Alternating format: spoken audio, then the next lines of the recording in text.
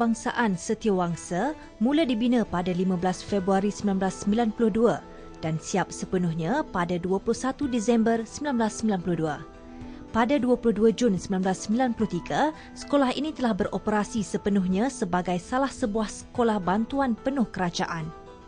Pada peringkat awal operasi, murid-murid sekolah ini hanya terdiri daripada 590 orang dengan tenaga pengajarnya seramai 22 orang sahaja.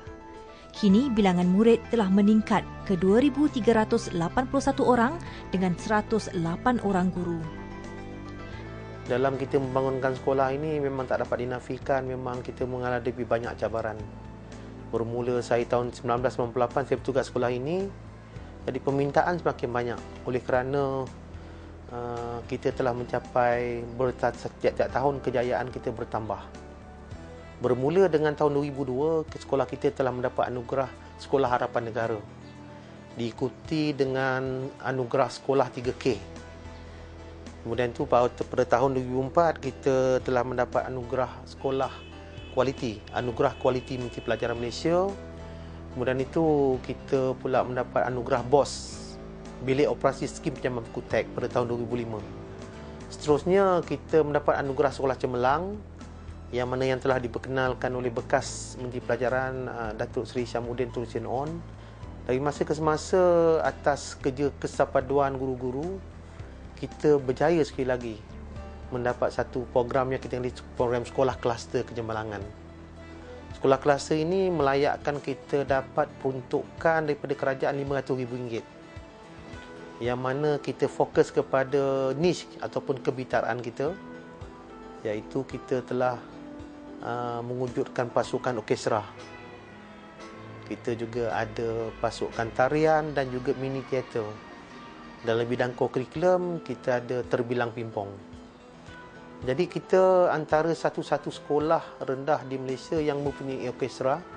Sehingga sekarang ni hampir 250 orang murid kita berkemahiran boleh main alat-alat orkestra ini.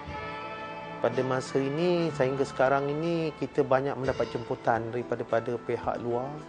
Kita juga pernah dijemput oleh pihak RTM dan juga Kementerian Kebudayaan dan juga penerangan untuk membuat persamaan di bawah program yang berhormat Datuk Seri Rais Yatim.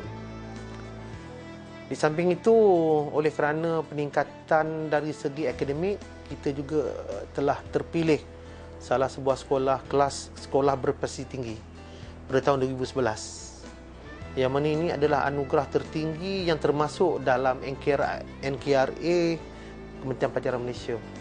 Di samping itu, dalam sub NKRA juga kita ada bai'ah. Sekolah ini tidak ketinggalan juga pada tahun lepas apabila diperkenalkan, kita berjaya mendapat bai'ah yang pertama. Ini adalah merupakan motivasi tertinggi daripada pihak Kementerian Pelajaran Malaysia kepada guru-guru atas kecemerlangan sebuah sekolah.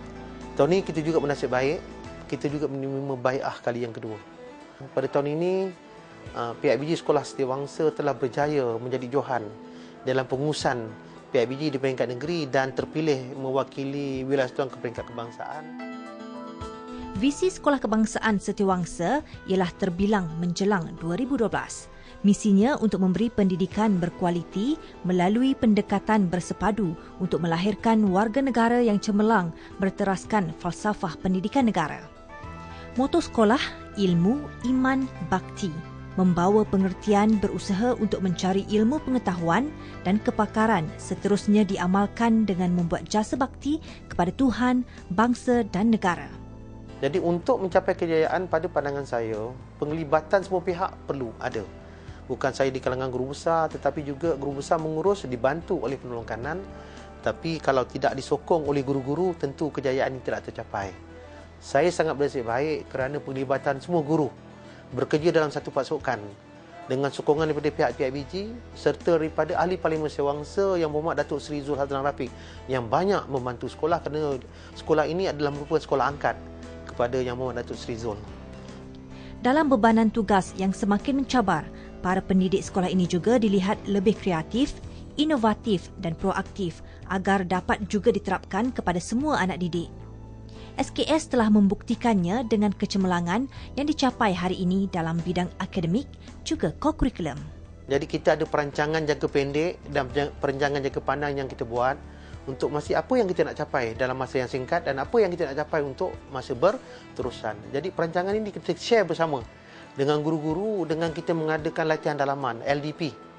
Yang mana dalam sekolah SBT ini kita ada peruntukan untuk mengadakan latihan dalam perkhidmatan.